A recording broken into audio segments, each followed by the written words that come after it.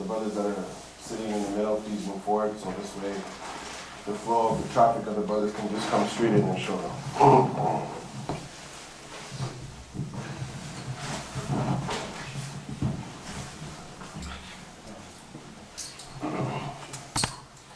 إن الحمد لله نحمده ونستعينه ونستغفره ونعوذ بالله من شرور أنفسنا ومن سيئات أعمالنا ما يهده الله فلا مضل له وما يضلل فلا هادي له وأشهد أن لا إله إلا الله وحده لا شريك له وأشهد أن محمدا عبده ورسوله يا أيها الذين آمنوا اتقوا الله حق تقاته ولا تموتن إلا وأنتم مسلمون يا أيها الناس اتقوا ربكم الذي خلقكم من نفس واحدة وخلق منها زوجها وبث منهما رجالا كثيرا ونساء واتقوا الله الذي تساءلون به والأرحام إن الله كان عليكم رقيبا يا أيها الذين آمنوا اتقوا الله وقولوا قولا سديدا يصلح لكم أعمالكم ويغفر لكم ذنوبكم ومن يطع الله ورسوله فقد فاز فوزا عظيما أما بعد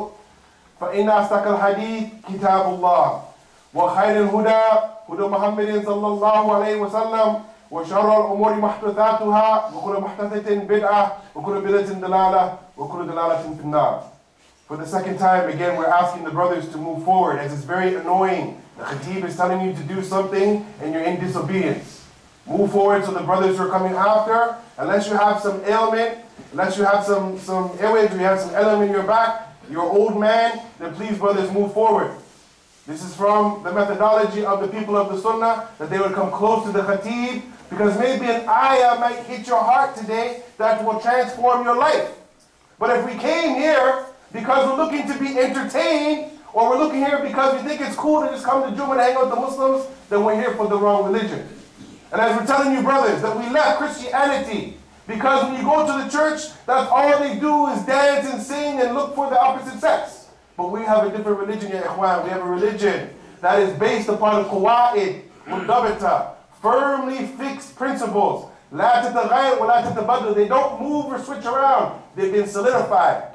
And inshallah ta'ala today, ya ikhwan, ya akhawat, we are going to go back into the methodology of the fuqaha and the usuliyin, from the scholars of fiqh and the scholars of usool, and bring back some of that beautiful information about the religion that the ulama rabbaniyun, they pen down for us to understand. And if we understand, ya ikhwan, and me as a layman, a new Muslim learning the religion, and as the ulama, they've explained to us that if we want to understand the deen, the best musadir at-talaqi, the pure sources we go back to, everybody knows the Quran. Everybody knows the Sunnah. Everybody knows the statements of the Sahaba ridwanullahi alayhim ajma'in. But ya ikhwan, there's also the ulama. There's also the ulama. And the ulama have put together what they call the istinbat. They've been able to extrapolate principles from ayat in hadith and many other things that will benefit the ummah.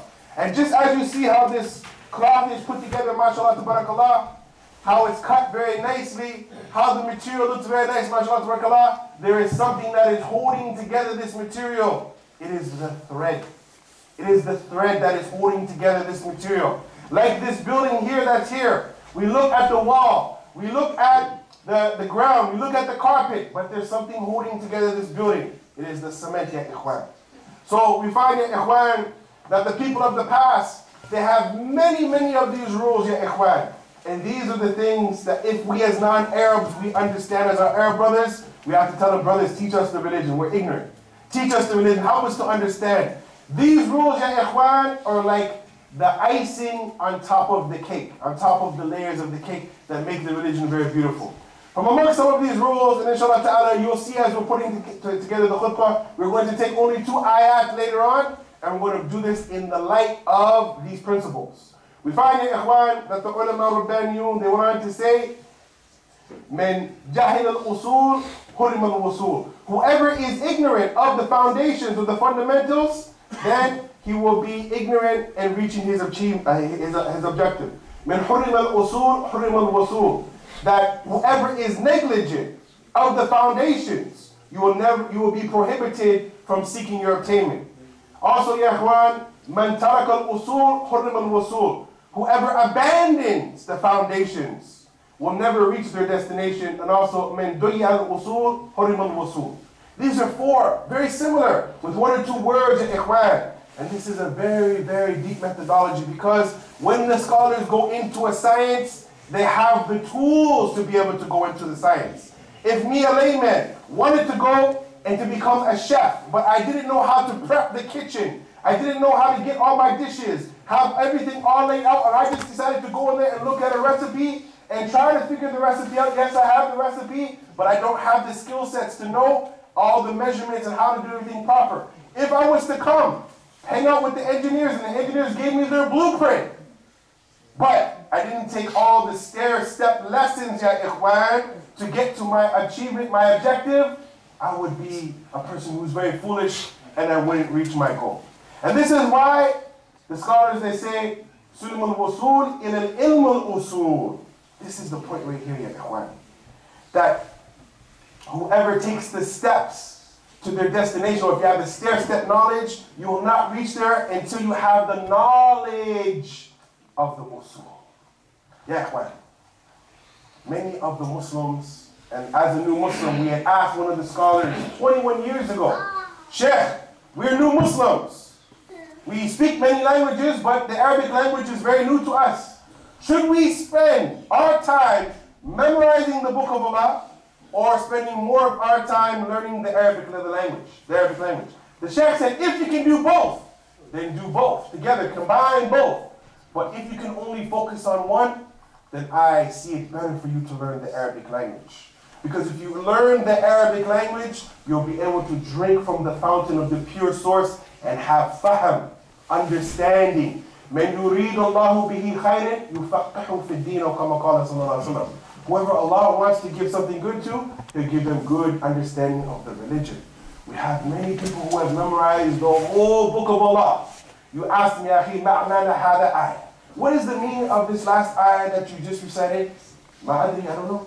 You can recite with beautiful voice like As-Sudais and Ash-Sharim, and it makes your eyes cry, makes your heart quiver. But at the same time, ya ikhwan, the Quran wasn't just revealed for beautiful tilawah. It was meant, ya ikhwan, for us to ponder and to understand and to implement. And then after that, to get up and to do something and to share the whole world with this message from this beautiful book, ya ikhwan. Christians come and they knock on my door once a week telling me about the Bible, the Holy Bible that is filled with a bunch of holes. Our book, ya ikhwan, is so beautiful that there's so much dust coming on our books, ya ikhwan.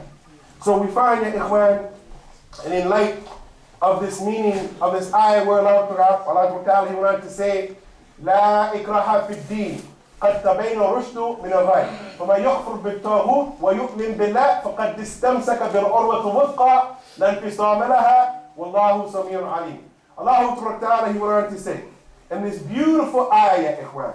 And my new thing now, ya ikhwan, is I'm going crazy in terms of buying all the tafsir, Arabic tafsir, English tafsir. I'm trying to buy up as much tafsir because I'm at the age now that I realize the importance of tafsir.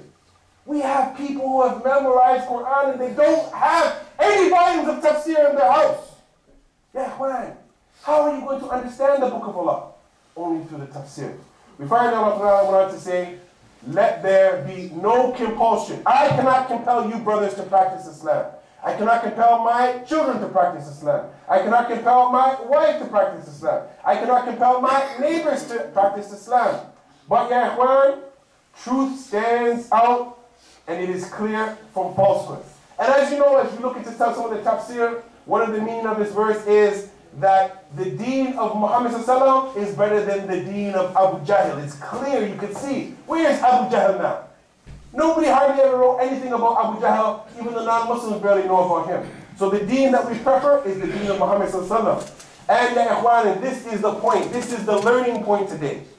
Many of the Muslims, they say, and we say on our tongue, La ilaha illallah. Many of the Muslims, if you ask them to translate, what is the meaning? Oh, there's no God but Allah. No, that's not what it means. That's not what it means. There are other gods. People worship Santa Claus. People worship Kobe Bryant, the basketball player, LeBron James. There's many other gods, ya ikhwan. But the only God that deserves to be worshipped by us, the Muslims, is Allah subhanahu wa ta'ala. So this ayah here is saying, فَمَنْ يَكْفُرْ بِالطَّاغُوتِ. This is the first thing. And it's similar to La ilaha illallah. First you have in the Arabic language, and that's why, ya ikhwan, we need to learn the Arabic language and learn these principles. The first principle is nafi. Total negation. We have to negate every other God. La ilaha. There is nothing or no one or anything that deserves to be worshipped. La. فَمَنْ يَكْفُرْ بِالطَّاغُوتِ. Whoever disbelieves in at-taghut, at-tagha. These are the false deities, ya ikhwan, that people push up. Money. People worship money. People worship systems, governments, things like this. Dictators, people worship them, put their picture all over the place. And I went to a masjid the other day, and as one of the countries they're now trying to elect a particular Muslim group in a particular Muslim country, they have pictures of the so-called future president of this country all over the masajid. And it's a masjid that's supposed to be according to Quran and Sunnah. They got pictures of this guy. Already, again, we're now neglecting the understanding of Tawheed. Again, ya ikhwan, whoever disbelieves in a taghut, وَيُؤْمِن بِاللَّهِ, and he believes in Allah, then what does Allah say? And this is the point here. فَقَدْ إِسْتَمْسَكَ بِالْعُرْوَةِ الْوُثْقَى. And as for our dear brothers, I don't want anybody to turn around, who came here today to have a little khutbah on the side. You know, the Imam is giving you ayat after ayat, explaining you deep understanding, but you got to have a little conversation over here with your brother. What benefit are you bringing, ya akhi Muslim? You came to the masjid to talk. Well, gee, should we go get a shawarma sandwich over the road? Or should we go get a slice of pizza? Or we're going to be late for work, so Bob can pay us an extra $10.20? Yeah, ikhwan, what religion are we on? Then we come to the masjid, we got to have a little side khutbah on the side. Wallahi, if the people here, they don't want me to come here and give the khutbah no more, wallahi, I can sit over in the corner like some of the older brothers, read Surah Al-Kahf and get more reward for giving the Jummah khutbah. Wallahi, I don't need to come here no more, brothers. Wallahi, if you're bored of me or you don't like my khutbahs, wallahi, you tell the Imam, wallahi, I'll just step down and you get somebody more qualified than myself to come and give the khutbah. Also, Allah Ta'ala goes on to say, لَنْ فِصَامَ لَهَا وَاللَّهُ سَمِيعٌ عَلِيمٌ, that you have grasped the most strong handhold that will never break. And this is why, ya ikhwan, and I trace this back, some of the scholars say the hadith is authentic, some of them they say it's weak, some of them say it's a statement of Umar ibn Khattab. Some of them say that it's a statement of some of the scholars. And I've said it here many times before. وَقَدْ قِيلَ قَدِيمًا الْقَابِلْ عَلَى دِينِهِ كَالْقَابِلْ عَلى الْجَمْرَةِ. That holding on to this deen will be like holding on to a hot coal. A hot coal. So ya ikhwan, if you can just hang on to this statement, La ilaha illallah, with its conditions, then you have obtained something very great, ya ikhwan.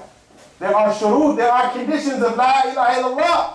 I know Muslims in their 40s, they've never studied this. I know Muslims in their 50s, they never studied this. I know Muslims in their 60s and 70s, they've never understood this. So what about the little children? So again, ya ikhwan, we will have generation upon generation upon generation of Muslims growing up who never understood the foundation. And if you look at the madrasa of the Juhal in the time of the Prophet ﷺ, the kuffar from amongst the Arabs, I heard one of the sheikhs explain on one of the tapes before. In his opinion, he believes that the Arabs in the time of the Prophet ﷺ understood the meaning of La ilaha illallah more than we as new Muslims and as born Muslims understand this meaning now. Think about that, ya. You do not even have to move your lips to say, La ilaha illallah. They didn't move my lips. It's an easy word. It's a soft word. It's easy to say. But at the same time, the meaning, ya ikhwan, it shook up all of Arabia. It shook up all the houses. It shook up marriages and covenants and brotherhood all across Arabia. And still it's shaking up the whole world, ya ikhwan. This calling taqila, this very strong, weighty word, La ilaha illallah. It is the mumayyiz, it is the distinction, ya ikhwan, between kufr and iman. Between kufr and iman. And this is why, ya ikhwan, that this meaning, that's why those Quraysh, they could not utter it on their tongue. They were asked, just say this word. Just say this word, and I'll be able to come on the day of judgment, and I'll be an intercessor for you. Just say La ilaha illallah. They said, no, no, no. Because they understood, ya ikhwan, what it meant. What does this word mean? La ilaha illallah. There is nothing or no one worthy of worship except for Allah Ta'ala. So how is it, ya ikhwan, that if you're saying, Ya Razak, Ya Razak, oh the provider, provide for me a sustenance, and then you see a Muslim brother at the lottery store taking his $10 out and saying, I'll take 5 tickets because I don't believe Allah is Razak. I'm tired of making dua to him. I believe that if I put my $10 down, maybe I'll win 60 million, and then after that I'll have a Jannah on earth. Wala hawla wala quwwata illa billah. That's another lecture right there, the meaning of la hawla wala quwwata illa billah. Ya ikhwan, these words, ya ikhwan, they're very heavy. أقول لكم هذا واستغفر الله وأتوب إليه وصلى الله عليه وسلم فاستغفروه إنه هو الغفور الرحيم.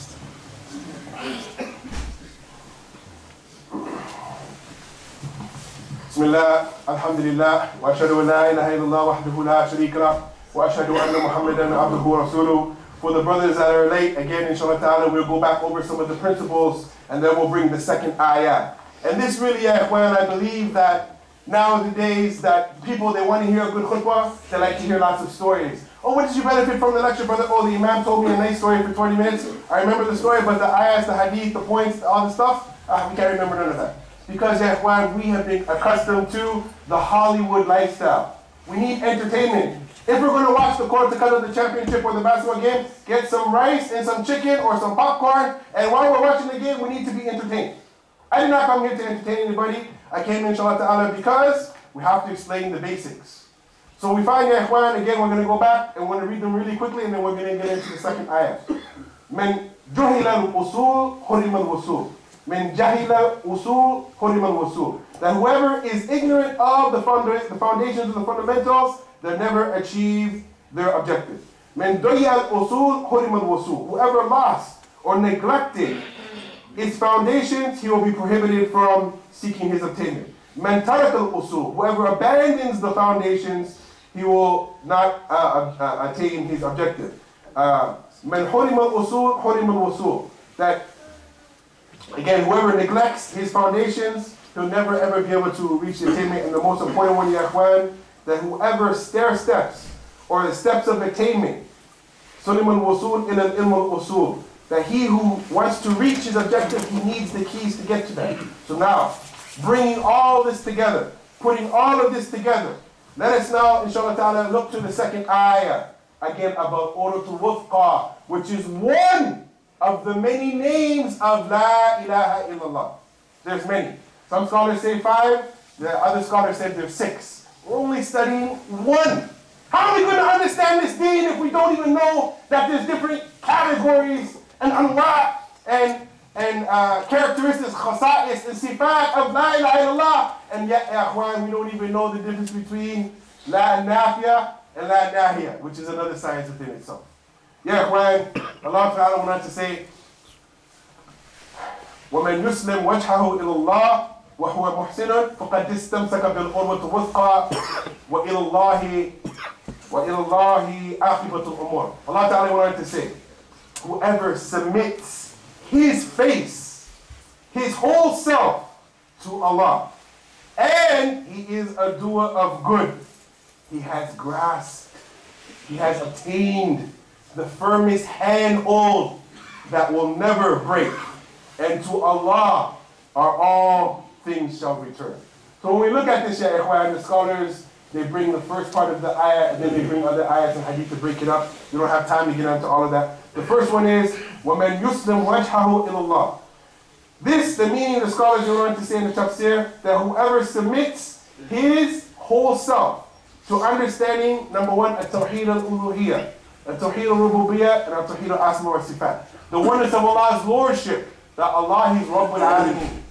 That tawheed al-uluhiyyah or tawheed al-ibadah, that we only worship Allah and we don't worship anybody else. I have seen with my eyes. It's not something I read in a book. Muslims making sujood at a cemetery in Toronto, making sujood with my eyes. I seen Muslims with the kufi praying in the graveyard to their father, making sujood. So this negates your Islam. Number three, the oneness of Allah's names and His attributes. Ya Ikhwan, Allah is Al-Ghani, He's Al-Razaq, He is the rich and He's the provider. Why are we trying to go out there and get money from riba or gambling? Do we understand these names, Ya Ikhwan? Also, Allah Ta'ala wanted to say, and He is a doer of good. Ya Ikhwan, a doer of good is what? إِلَّا الَّذِينَ آمَنُوا وَعَمِلُوا الصَّالِحَاتِ. If you just had a good aqidah, if you understood the sifat of Allah, if you understood the angels and the books and the prophets and the messengers and all those things that go with the arkan and iman, but you had no actions, you said, I have a good aqidah, I can write the test, I can pass the test, brother.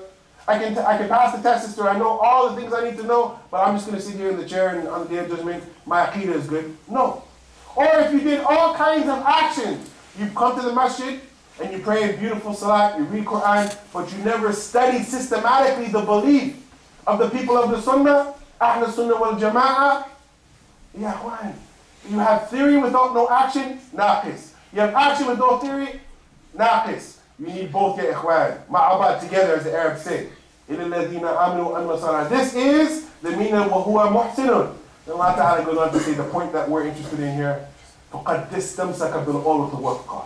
He has achieved the strongest handhold. When everything breaks down, just like 2 or 3 years ago when the stock exchange broke down and all the people were bailing on everybody else, everybody didn't know what to do. What should we do? Should we go back and live with our in-laws? We can't afford the rent. Should we sell our car? What should we do? Should we diversify our portfolios? Should we take our money? Should we take our gold? What should we do? Should we get rid of it? The whole world was going crazy. What should we hang on to? What should we do? The Muslim who had a good understanding, he said, I'll be thabit on what I'm on. I'll be strong upon what I'm on. I will cling to what Allah and His Messenger said. If you believe, ya Ikhwan, you're going to be tested. If you believe in Islam, you're going to be tested. There's times, ya Ikhwan, brothers, I've had 1 cent in my bank account and my rent was due the next day and I had no money. And I had to go and ask my father for some money. There's been times, ya Ikhwan, when my car's been broke and there's nobody to call for a tow, I call my father. I don't like to call my father. He's not Muslim yet. I prefer to call the Muslim brothers. But when I did call the Muslim brothers, I'm sorry, I can't help you. Even though you helped me out 1,000 times, I can't help you. Ya Ikhwan, that's why you have to say, oh Allah, help me out. Oh Allah, guide me to some way. And then after that, ya Ikhwan, what does Allah Ta'ala say? Allah Ta'ala goes on to say, وَإِلَى اللَّهِ عَاقِبَةُ الْأُمُورِ. Allah Ta'ala goes on to say, and to Allah shall we all return. Again, this concept, inna lillahi wa inna ilayhi raji'un. So, it's amazing that yes, we're human beings and our psychology, when someone from our family dies, for sure we're human beings, we're going to cry. But the point, brothers, you cannot get to Jannah unless you die. You can't go to Jannah. Can anybody be in Jannah right now while they're still walking? No, you have to die first. We're going to go back to Allah. I don't know about you brothers, but I know I'm going to go back to Allah. As I know, and maybe some of the older brothers, you know, my son, he's at that age now where he's feeling a little bit invincible. I used to feel like that. Strong, powerful, quick. As I'm getting old, my shoulder hurts. My knee hurts. My back hurts. My head hurts. My wrist hurts. My toe hurts. So many things hurt. My bank account is hurting right now. But at the same time, ya Ikhwan, I know that this existence that we're in right now, it's not going to be here forever. We're going to go back to Allah. What does Allah Ta'ala say? وَإِلَى اللَّهِ عَاقِبَةُ الْأُمُورِ. And the final resting place, the final matter is back to Allah Azza wa Jalla. Now when we go in front of Allah Azza wa Jalla, my brothers, and Allah Ta'ala, He asks us questions, then what did you do with your life? Well, I obtained a PhD. MashaAllah, tabarakallah. I obtained a nice car. MashaAllah. What happens when we're asked about, did you understand the meaning of La ilaha illallah and its conditions and its shurut, and also learning how the Prophet ﷺ and his companions, they lived this lifestyle. They lived the lifestyle of La ilaha illallah. That they were boycotted. They had embargoes put on them. They were killed. They were slaughtered. They were thrown out of the city. People tortured them. People did all kinds of things because of a word on their tongue that was very weighty with that, ya Ikhwan. هذا ما عندي. وصلى الله وسلم على نبينا محمد وعلى آله وأصحابه أجمعين. وسبحانك اللهم وبحمدك، أشهد أن لا إله إلا أنت، ونستغفرك ونتوب إليك.